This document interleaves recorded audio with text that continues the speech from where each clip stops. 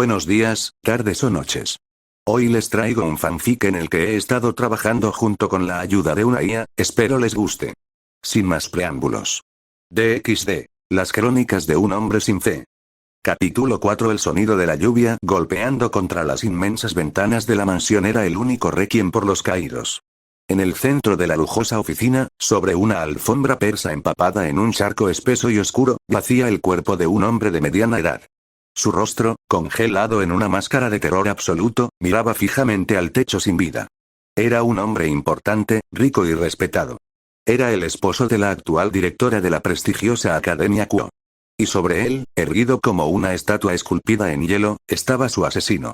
El joven, ahora de 27 años, lo miró con una expresión tan muerta y vacía que parecía como si le hubieran arrebatado el alma. Tenía las manos cubiertas de sangre, de un rojo intenso que contrastaba horriblemente con la palidez de su piel. Lentamente, alzó la mano derecha, donde sostenía la empuñadura metálica robada 6 años antes. Con un zumbido sordo, la hoja de luz pura que había atravesado el corazón del hombre se retiró y desapareció, sumiendo la habitación de nuevo en la oscuridad. El joven no pestañeó. No jadeó. Su ritmo cardíaco se mantuvo en 60 latidos por minuto, la calma de alguien que acaba de beber un vaso de agua o leer el periódico. Comenzó a caminar por los pasillos de la inmensa casa. Sus pasos eran silenciosos, una técnica perfeccionada tras años de esfuerzo físico intenso. Al salir de la oficina, pasó junto al cuerpo de un guardia de seguridad privado, con el cuello roto en un ángulo antinatural. A pocos metros, en la cocina, yacía una de las criadas. Una joven inocente que simplemente había tenido la mala suerte de trabajar en el turno de noche. El joven se detuvo un instante frente al cuerpo de la mujer. Sus ojos vacíos recorrieron el rostro de la víctima, bañado en lágrimas secas. Ni siquiera existen, murmuró fríamente en la soledad de la mansión. Su voz era áspera, desprovista de cualquier matiz humano. Son solo dibujos en papel, rastros de tinta en una historia podrida. ¿Por qué me miras así mientras me muero? Era mentira, por supuesto. Una mentira que su mente perturbada necesitaba repetir 1000 veces al día para no hundirse en un abismo de locura absoluta. Habían pasado 6 años desde que mató a Mateo, el joven exorcista. 6 años de descenso al infierno.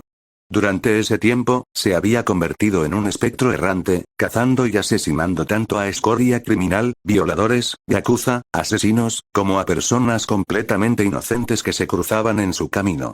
No lo hizo por sadismo. No obtenía placer al matar. De hecho, sentía una apatía abrumadora.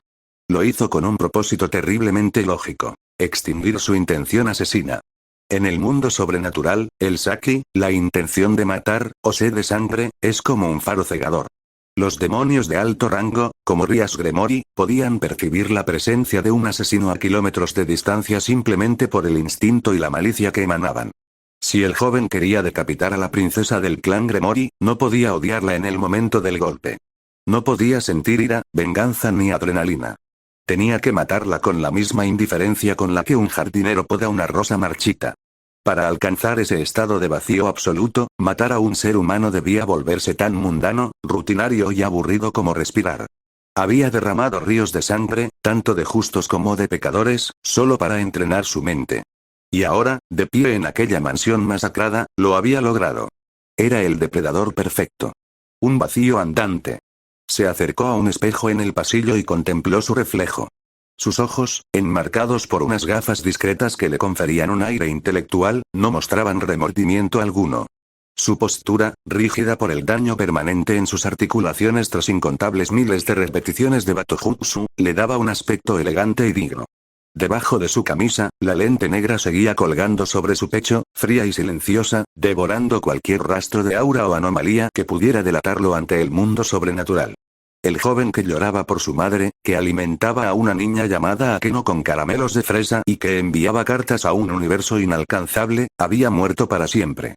El nombre que su madre le había dado con tanto cariño al nacer ya no existía. Había sido borrado, enterrado bajo lápida sin nombre. Se ajustó las gafas manchadas de sangre. A partir de hoy, mi nombre es Yugo Anno. El plan de Yugo era un mecanismo meticulosamente elaborado que había estado orquestando durante años. Asesinar al esposo de la directora de la Academia Kuo no fue un acto fortuito. Fue una operación precisa en el tablero de ajedrez del destino. Hizo que pareciera que la masacre había sido obra de un demonio callejero o de un ataque extremadamente violento, destrozando puertas y dejando marcas falsas. La directora, que estaba de viaje de negocios, regresó para encontrar su vida reducida a cenizas. Quedó viuda, devastada y sumida en una profunda depresión. Y fue precisamente en este abismo de dolor que Yugo Anno hizo su aparición. Semanas después del funeral, Yugo se presentó en la academia. Con sus documentos impecablemente falsificados, comprados con dinero robado años atrás, su perfil era el de un educador de élite. Huérfano, trabajador, brillante, con una paciencia infinita. Se acercó a la directora no solo como solicitante de empleo, sino como un apoyo emocional. Usó su falsa empatía para fingir comprensión. Sabía exactamente qué palabras decir, cómo mirarla con calculada lástima, cómo ofrecerse a asumir la carga administrativa para que ella pudiera llorar a su esposo. La directora, cegada por el dolor y la desesperación por encontrar apoyo, cayó en la trampa. Vio en este joven de 27 años a un salvador, un ángel caído del cielo para ayudarla a mantener a flote la prestigiosa escuela. En menos de 3 meses, Yugo Anno fue contratado oficialmente como profesor de historia y literatura en la Academia Kuo. El primer día que Yugo cruzó las imponentes puertas de hierro forjado de la academia, el viento lo envolvió.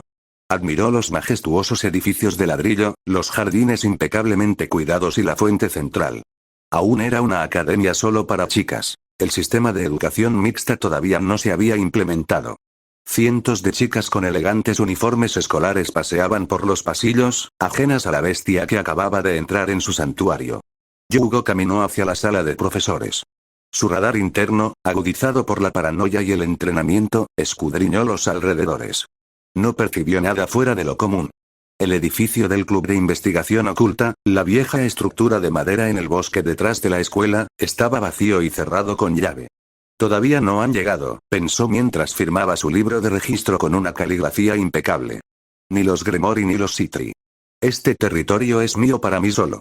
Entonces comenzó la fase de consolidación.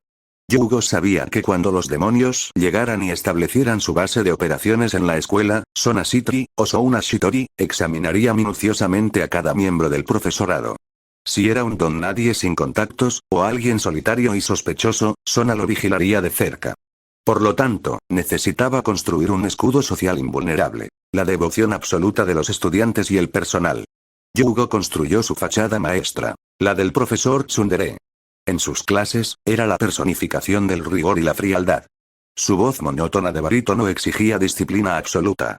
Si una chica llegaba tarde, le cerraba la puerta en las narices. Si no prestaban atención, las humillaba académicamente con preguntas imposibles. Su mirada vacía, que las adolescentes interpretaban como misteriosa y madura, mantenía a todos a raya. Se ganó la reputación de ser el profesor más temido, estricto e inalcanzable de Kuo. Pero esa era solo la mitad de la historia. La verdadera trampa eran las excepciones. Una tarde lluviosa, una estudiante de primer año perdió su tren y se quedó llorando en la puerta de la academia, sin paraguas y aterrorizada. Yugo pasó por allí, la miró con su habitual desdén y, sin decir palabra, le arrojó su propio paraguas de diseño, alejándose bajo la lluvia para empaparse él también. Otra semana, interceptó a un grupo de chicas mayores que estaban acosando a una estudiante becada en el patio trasero. Yugo no gritó ni alzó la voz. Simplemente se quedó detrás de las acosadoras, liberando apenas una mínima parte de la inmensa y oscura presión que llevaba en su interior. Las chicas, sintiendo un terror primigenio e inexplicable, huyeron despavoridas. Yugo recogió los libros de la chica que lloraba, se los devolvió bruscamente y dijo con frialdad. Si dejas que te pisoteen otra vez, te suspenderé. Levántate. Esas acciones aisladas y meticulosamente calculadas desataron una tormenta en la academia. Los estudiantes comenzaron a idealizarlo. Ano-sensei da miedo, pero en realidad es muy amable, murmuraban en los pasillos. Solo es estricto porque se preocupa por nuestro futuro, decían otros. Sus compañeros profesores lo veían como un joven herido que necesitaba compañía, y la directora lo consideraba su hijo adoptivo y su mano derecha. Al finalizar su primer año como profesor, Yugo Anno era intocable. Era el alma de la Academia Kuo.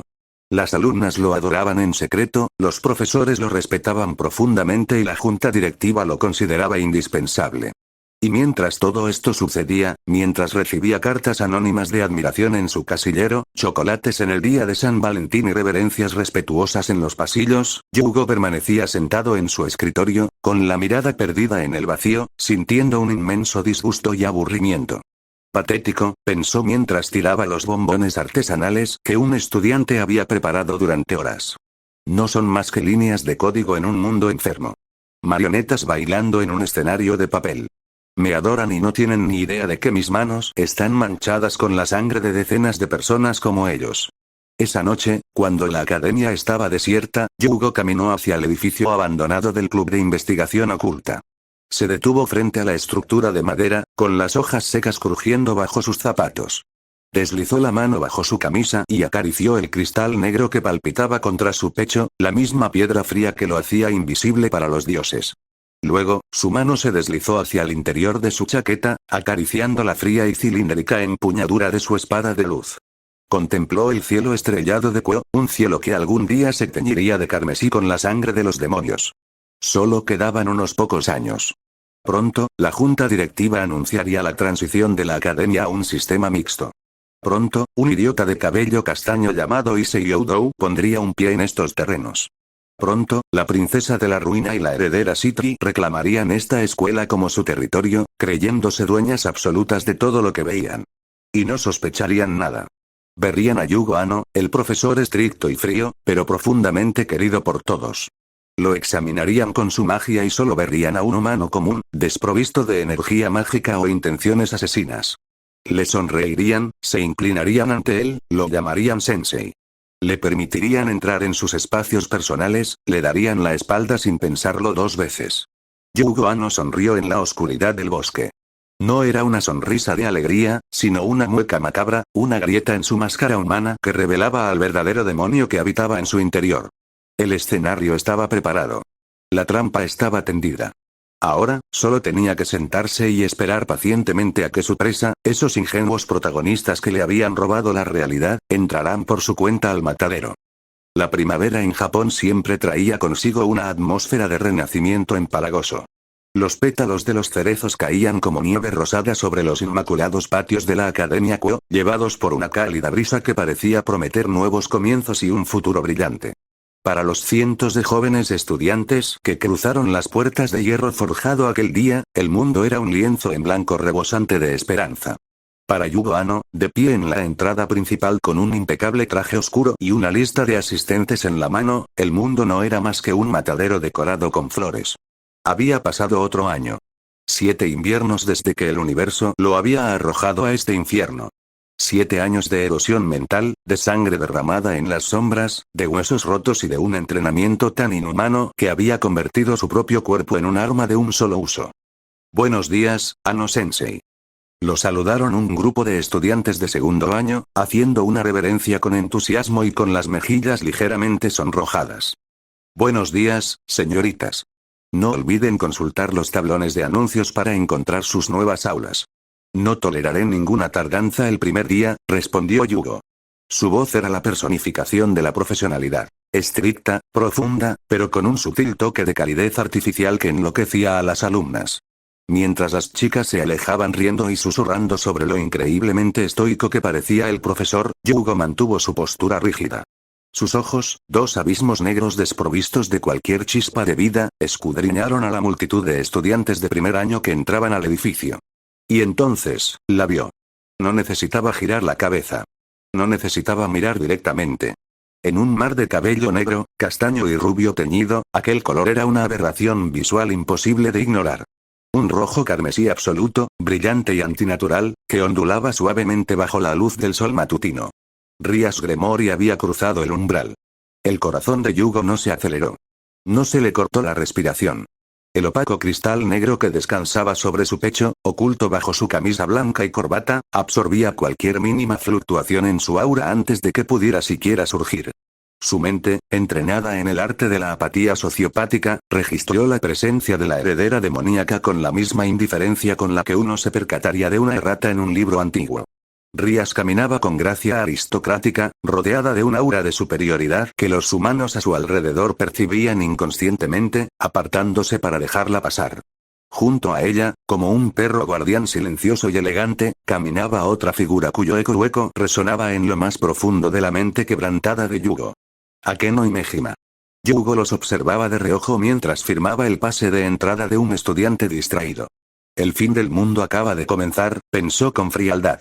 La cuenta regresiva había empezado. La chispa que encendería la guerra civil entre facciones y la aniquilación de seres sobrenaturales ahora recorría los mismos pasillos que él patrullaba. Sin embargo, el instinto y la paciencia del cazador dictaron su siguiente movimiento: la inacción absoluta. Yugo conocía a la perfección el funcionamiento de los demonios territoriales. Al llegar a una nueva zona, la casa Gremory y la casa Citri, que también se infiltraba en el consejo estudiantil a través de Sona, se mantenían en alerta máxima. Sus familiares mágicos, murciélagos y pequeños demonios invisibles escudriñaban cada rincón de la Academia Kuo en busca de herejes, sacerdotes, ángeles caídos o magos callejeros. Si Yugo mostraba el más mínimo interés en el antiguo edificio escolar que pronto reclamarían, o si su mirada se cruzaba con la de Rías con el más mínimo atisbo de hostilidad, lo descubrirían. Por lo tanto, Yugo decidió que, durante todo el año escolar, no haría absolutamente nada. Se convertiría en el mueble más aburrido y perfecto del plató. Los meses transcurrieron con una lentitud agonizante, pero el plan de camuflaje de Yugo funcionó con una precisión aterradora. Mientras Rías Gremory fundaba el club de investigación oculta y Souna Citri tomaba las riendas del consejo estudiantil, Yugo se dedicó por completo a su papel de profesor ejemplar. Impartía sus clases de historia con brillante elocuencia. Reprendía a los alumnos que se dormían, se quedaba hasta tarde en la sala de profesores corrigiendo exámenes y mantenía su farsa de ser un buen samaritano disfrazado. La devoción de los alumnos por Ano Sensei se convirtió en una barrera psíquica. Cuando las energías demoníacas de Ryaso Akeno recorrían la escuela en busca de amenazas, solo percibían el amor puro, la admiración y el respeto que cientos de humanos proyectaban hacia Yugo. Era una armadura de luz artificial que cegaba por completo los radares del inframundo. Nunca se acercaba al viejo edificio. Nunca buscaba a Rías. Si la veía en los pasillos, la saludaba con la misma cortesía distante que a cualquier otro estudiante, haciéndola sentir patéticamente insignificante. Sin embargo, el verdadero desafío a su disonancia cognitiva llegó a finales de otoño, durante los preparativos del festival cultural. La sala de profesores estaba casi vacía. El sol se ponía, tiñendo el cielo de ese mismo tono naranja enfermizo que Yugo detestaba. Estaba sentado en su escritorio, sellando algunos formularios, cuando la puerta se abrió. Disculpe, una voz suave y melodiosa, teñida de una dosis letal de dulzura venenosa, resonó en la habitación. Yugo levantó la vista de sus papeles. Akeno y Mejima estaba de pie frente a su escritorio. Llevaba el uniforme de la academia impecablemente, con su cabello oscuro recogido en su característica coleta con una cinta naranja. Su rostro, bello y maduro para su edad, lucía una sonrisa cortés que ocultaba su naturaleza sádica. Llevaba una pila de documentos del club de investigación oculta que requerían la firma del profesor de turno. Mejima-san, dijo Yugo con tono neutro pero cortés. ¿Qué le trae por aquí a estas horas? Se acerca el toque de queda para los clubes. Lo siento mucho, Ano Sensei, respondió, acercándose en silencio y dejando los papeles sobre el escritorio. El presidente Gremory me pidió que presentara los permisos para el uso del equipo de sonido durante el festival.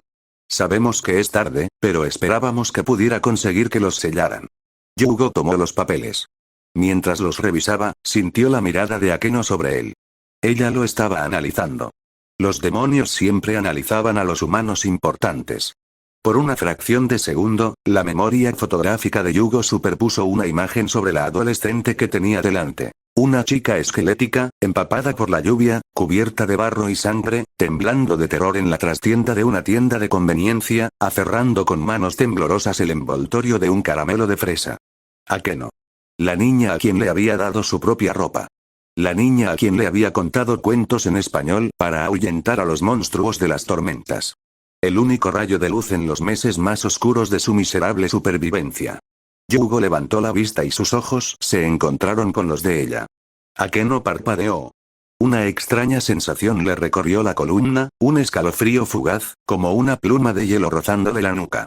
Por un instante, la cadencia de la voz del profesor, la amplitud de sus hombros, algo en su lenguaje corporal hizo que un recuerdo enterrado y fragmentado de su dolorosa infancia amenazara con aflorar. El extranjero de la tienda de conveniencia. El hombre ruidoso, de cabello desaliñado y ojos cálidos y desesperados, que gritó en un idioma incomprensible para salvarle la vida. Pero mientras Akeno escrutaba la mirada de Ano Sensei, la conexión se rompió antes de que pudiera siquiera formarse. Allí no había nada. Los ojos que la miraban fijamente no eran cálidos, ni erráticos, ni humanos. Eran dos trozos de obsidiana muerta. La mirada de Yugo era tan inquietantemente vacía que, en lugar de nostalgia, Akeno sintió una leve inquietud, un instinto de presa que la alertaba de un depredador invisible. Además, la lógica se impuso al instinto. El hombre que la había salvado era un vagabundo indigente que apenas hablaba unas pocas palabras de japonés. El hombre que tenía delante era un académico refinado e impecable, con una caligrafía perfecta y un japonés nativo impecable. Eran dos universos incompatibles. El muchacho compasivo que la había protegido de la lluvia estaba muerto. Y el asesino de mente perturbada que habitaba su cadáver se había asegurado de no mostrar ni una sola grieta. Todo parece estar en orden, Imejima-san, dijo Yugo, rompiendo el silencio. Estampó su sello personal en la última página con un movimiento mecánico y le devolvió los documentos. Dile a Gremory-san que tenga cuidado con el cableado del auditorio. Es antiguo. Akeno tomó los papeles y parpadeó para disipar la extraña confusión que la atormentaba. Su encantadora sonrisa volvió a su rostro de inmediato. Muchas gracias, Sensei. Fufufu, le diré al presidente que tenga mucho cuidado. Que tenga una excelente noche. Akeno hizo una reverencia perfecta y salió de la sala de profesores, cerrando la puerta corrediza tras de sí. No volvió a mirar atrás. Nunca supo que acababa de despedirse del hombre que, años atrás, había llorado por su familia aferrado a un dibujo infantil que ella le había hecho. Solo en la habitación, Yugo dejó caer el sello sobre la mesa. Su mano derecha, oculta bajo la manga de su traje y cubierta de cicatrices internas deformadas, temblaba de forma casi imperceptible. Se quedó mirando fijamente la puerta por la que la chica había salido. Su expresión permaneció inmutable, como tallada en piedra, pero en el silencio de su propia locura, una voz susurró desde el abismo de su mente. Tú tampoco eres real, solo un trozo de tinta, pensó Yugo, y una frialdad absoluta congeló hasta el último milímetro de su alma. Había transcurrido el primer año. La confianza se había ganado. La trampa estaba tendida. El mundo ficticio continuaba su curso ignorante, bailando alegremente sobre la tumba del joven al que habían destruido, sin darse cuenta de que el cadáver ya tenía el dedo en el gatillo. El tiempo, ese verdugo silencioso e implacable, continuó su curso inexorable. El invierno dio paso a una nueva primavera, y con ella llegó el anuncio oficial que sacudió los cimientos de la institución. A partir del próximo curso escolar, la Academia Kuo dejaría de ser exclusivamente para chicas y abriría sus puertas a los alumnos varones. Para las estudiantes, fue una noticia escandalosa y emocionante. Para Yugo Ano, fue el final. Exactamente un año para el comienzo de la historia principal. Un año para que Issei Youdou ingresara a la academia, conociera a Reinare y los engranajes del destino comenzaran a girar. Yugo sabía que ya no podía posponerlo más. Tenía que encontrar una oportunidad, el momento perfecto para aislar a Rias Gremory y asestar el golpe final antes de que el emperador Dragón Rojo se uniera a sus filas y reforzara su protección argumental. Sin embargo, a medida que pasaban los meses y observaba a los demonios desde las sombras, algo en su interior comenzó a desmoronarse. Su frío y metódico plan se estaba estancando, y la razón era un error de cálculo monumental que él mismo había cometido. Yugo creía que su mente estaba completamente muerta. Había matado, se había torturado físicamente y se había lavado el cerebro repitiendo que las personas de este mundo no eran más que dibujos en papel. Había justificado cada buena acción en la academia, salvar a chicas del acoso escolar, regalar su paraguas bajo la lluvia, quedarse hasta tarde para ayudar a los estudiantes con dificultades en sus exámenes, como frías tácticas de infiltración para construir su coartada como un profesor estricto pero amable. Pero era mentira. En lo más profundo de su mente fragmentada, bajo capas de odio cósmico y sangre seca, la esencia de quien fue permanecía intacta. Seguía siendo el hermano mayor protector. Seguía siendo el hijo que se desvivía por enviar dinero a su madre. Su necesidad intrínseca y biológica de ayudar a los vulnerables nunca había muerto. Simplemente se había camuflado bajo la apariencia de la supervivencia. Sin darse cuenta, no había estado fingiendo. Realmente se había preocupado por esas chicas. El choque entre su trauma y su verdadera naturaleza ocurrió en un día que él mismo había borrado de su memoria. Cuando compró sus documentos falsificados en el mercado negro años atrás, el falsificador le pidió la fecha de nacimiento para su nueva identidad como Yugo Anno. Por un capricho macabro, una pequeña ofrenda a su vida pasada, Yugo dictó su verdadero cumpleaños. Luego, simplemente lo olvidó. Para un asesino vacío, los cumpleaños no significaban nada. Era tarde, a mediados de noviembre. El sol ya se había puesto y la academia estaba sumida en el silencio. Yugo estaba solo en el aula de tercer año, corrigiendo exámenes bajo la dura luz blanca de una lámpara fluorescente. Su mano derecha, callosa por el uso de la espada, marcaba mecánicamente los papeles con un bolígrafo rojo. Su mente tramaba rutas de escape del club de investigación oculta. De repente, el pasillo quedó a oscuras. Un apagón total. El instinto asesino de Yugo se activó en un instante. Sus músculos se tensaron como resortes, contuvo la respiración y su mano izquierda se deslizó bajo su chaqueta, rozando el frío metal de su sable de luz. ¿Demonios? ¿Ángeles caídos? ¿Me habrán visto? Pensó, calculando cuántos segundos le tomaría desenvainar y decapitar a cualquiera que cruzara el umbral. El suave crujido de la puerta corrediza al abrirse resonó en la habitación. Yugo ajustó su agarre, listo para desatar un infierno cinético de luz. Pero lo que vio no fue la magia carmesí de los Gremoris ni el agua demoníaca de los Citris. Lo que rompió la oscuridad fue la luz cálida y parpadeante de 30 pequeñas velas. ¡Sorpresa! La luz iluminó los rostros emocionados de casi 20 estudiantes. Allí estaba la chica a la que le había dado su paraguas. Allí estaba el estudiante becado al que había salvado de los matones. Allí estaban los delegados de clase y los estudiantes a los que había ayudado a aprobar historia. En el centro del grupo, sosteniendo con cuidado un enorme pastel de chocolate decorado a mano, estaba el presidente de la clase, radiante de oreja a oreja. ¡Feliz cumpleaños! Comenzaron a cantar en un coro algo desordenado pero alegre. ¡Feliz cumpleaños, Anno Sensei! Yugo se quedó paralizado. Soltó lentamente el arma, que cayó lánguidamente a su costado. Sus ojos, normalmente abismos de indiferencia, se abrieron de par en par, reflejando las pequeñas llamas de las velas. Chicas, su voz, siempre firme y monótona, salió como un susurro ronco, casi inaudible. ¿Qué es esto? Sabemos que siempre corrige los exámenes tarde, Sensei, dijo la chica que sostenía el pastel, acercándose a su escritorio. Fuimos a la oficina de administración y vimos en sus registros que hoy cumple 30 años. Nunca nos lo dijo. Sabemos que está solo en la ciudad, Anno Sensei, añadió otro alumno, acercándose con una pequeña caja envuelta en papel de regalo. Nos ha protegido, nos ha enseñado a no rendirnos y siempre se asegura de que estemos bien, aunque se queje al hacerlo. Queríamos darle las gracias por todo. Eres la mejor profesora de toda la academia. Queremos que seas feliz hoy. Exclamó una tercera, y el resto de las chicas asintieron con entusiasmo, aplaudiendo suavemente. El cristal negro en el pecho de Yugo parecía vibrar, pero esta vez no absorbía la oscuridad. Algo que no podía reprimir lo estaba abrumando. Yugo los observó uno por uno. Sus rostros estaban enrojecidos por la emoción, sus sonrisas sinceras, con esa torpeza juvenil con la que lo habían planeado todo en secreto. Observó las 30 velas encendidas en el pastel. 30 años. Había pasado 9 años en el infierno, convencido de que le habían robado todo, convencido de que el universo estaba vacío y que su única misión era reducirlo a cenizas. Pero ante él no había dibujos en papel. Ni personajes no jugables ni monstruos. Había chicas humanas. Chicas con esperanzas, miedos y un amor incondicional por un hombre que creía no tener alma. El impacto cognitivo fue absoluto. La colosal barrera mental que Yugo había construido para mantener a raya su humanidad, forjada con la sangre de Mateo y el dolor de sus huesos rotos, se resquebrajó. Y entonces, simplemente se derrumbó. Una sensación de ardor, dolorosa pero infinitamente cálida, le subió desde el estómago hasta la garganta. Parecía que el oxígeno volvía a sus pulmones después de 9 años de asfixia.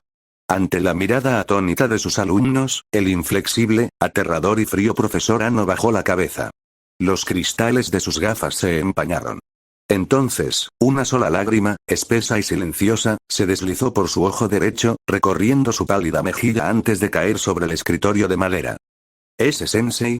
¿Está bien?, preguntó la presidenta de la clase, alarmada al ver a la profesora más estricta de Kuo derramar una lágrima. ¿La hemos hecho enojar? Yugo levantó lentamente la cabeza. Se quitó las gafas con mano temblorosa y se secó la mejilla. Cuando volvió a mirarlos, el vacío en sus ojos había desaparecido. No, murmuró, y por primera vez en casi una década, los músculos de su rostro no formaron una mueca gélida ni una sonrisa forzada y educada. Sus labios temblaron y luego se curvaron en una sonrisa genuina, algo torpe, cálida y profundamente nostálgica. Era la sonrisa del joven de 21 años que solía trabajar en la tienda de conveniencia Saturn. Era la sonrisa de un hermano mayor. No estoy enfadado, respondió Yugo, con la voz quebrada por una gratitud inmensa. Es solo que, se me había olvidado por completo que hoy era mi cumpleaños. Muchísimas gracias, chicas. Es el mejor regalo que me habéis hecho jamás. Los alumnos soltaron un suspiro de alivio colectivo y sonrieron aún más, acercándose para colocar el pastel sobre el escritorio y obligarlo a apagar las velas. Mientras reían y bromeaban sobre lo blando que era su profesor, la mente de Yugo se recomponía a una velocidad vertiginosa. El odio cósmico que lo había consumido se desvaneció. Comprendió la terrible verdad de sus acciones pasadas. En su afán por castigar al mundo sobrenatural por haberle arrebatado a su familia, se había convertido en un monstruo aún peor. Había estado a punto de sacrificar a miles en una guerra sin sentido. Pero mientras comía una rebanada del dulce pastel, rodeado de las risas de sus alumnos, Yugo encontró su verdadera absolución. No podía regresar a su antiguo universo. Había perdido a su madre y a sus hermanos. Sin embargo, el destino no lo había dejado con las manos vacías. Le había brindado cientos de estudiantes a su alrededor. No tenían magia. No tenían Sacred Gears.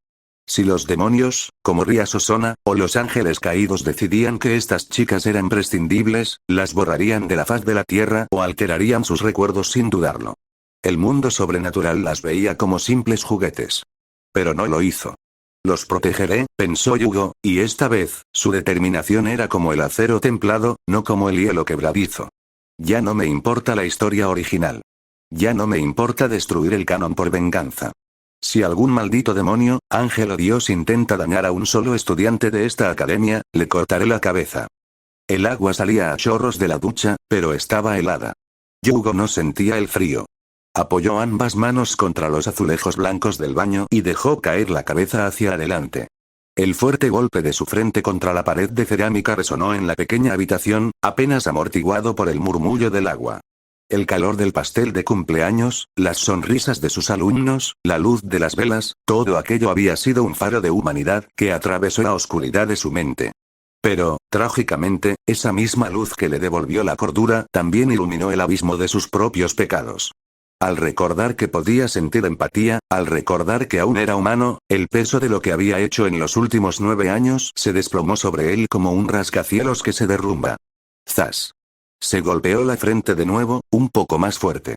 Cerró los ojos, y el agua que le corría por la cara se mezcló con sus lágrimas, pero en su mente, el agua se volvió espesa, pegajosa y de un rojo intenso. De repente, los ecos que el cristal negro en su pecho había mantenido a raya durante años estallaron en su cabeza. Escuchó los gritos. No los gritos de demonios o monstruos, sino los alaridos de los humanos inocentes que había masacrado para entrenar a Susaki, para aplacar su sed de sangre. Vio el rostro del marido de la directora, que lo miraba con puro terror. Oyó a la joven criada de aquella mansión ahogándose en su propia sangre. Vio familias enteras, personas cuyos nombres desconocía, implorando clemencia de rodillas. Por favor, no le hagan daño a mi hija. Llévense todo. ¿Por qué? No te conocemos. Oh Dios, ayúdame. Cállate. Rugió Yugo, golpeando la pared con el puño hasta que se le enrojecieron los nudillos. Pero los gritos no cesaron. Lo rodearon, lo asfixiaron. Comprendió, con un horror nauseabundo, que no era mejor que los ángeles caídos o los demonios callejeros que tanto odiaba. Para prepararse para matar monstruos, se había convertido en el mismísimo diablo. Había torturado y asesinado a sus semejantes como si fueran simples conejillos de indias. Cayó de rodillas bajo la ducha. El agua helada golpeaba su espalda encorvada. Miró fijamente sus manos pálidas, imaginándolas manchadas de sangre que ningún jabón del mundo podría lavar. Sus pecados eran un océano negro, y se ahogaba en su fondo. No podía pretender ser un salvador. No podía acoger la luz de esos estudiantes después de haber robado la luz de tantos otros. Poco a poco, los sollozos desgarradores cesaron. El mecanismo de defensa más fuerte de su mente quebrantada se activó de nuevo para evitar que su cerebro colapsara bajo el peso de la culpa. Sus músculos se relajaron. Su respiración se volvió terriblemente lenta. Cuando alzó la vista hacia las baldosas, el cálido resplandor que sus estudiantes habían logrado encender en sus pupilas se extinguió. Una mirada completamente vacía, gris y sin alma volvió a dominar sus ojos.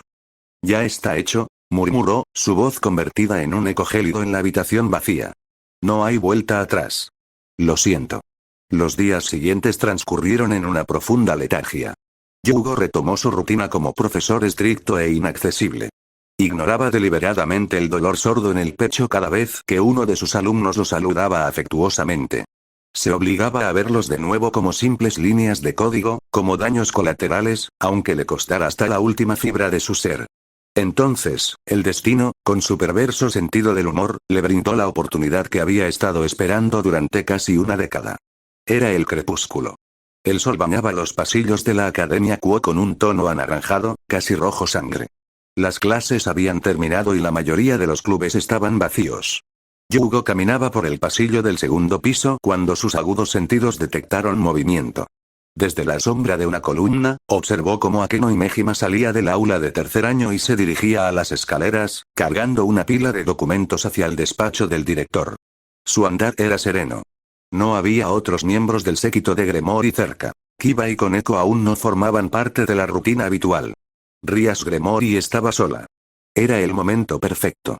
Un punto ciego en la historia. Yugo se ajustó las gafas. Su mano derecha se deslizó bajo la chaqueta, sintiendo la empuñadura metálica del sable de luz. Su corazón no se aceleró. Mantuvo un pulso gélido, desprovisto incluso del más mínimo atisbo de intención asesina. Caminó hacia la puerta entreabierta del aula. Al entrar, la vio. Rias estaba sentada en uno de los escritorios cerca de la ventana.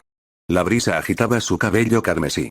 Frunció el ceño, concentrada en un grueso libro de trigonometría que claramente le estaba causando problemas.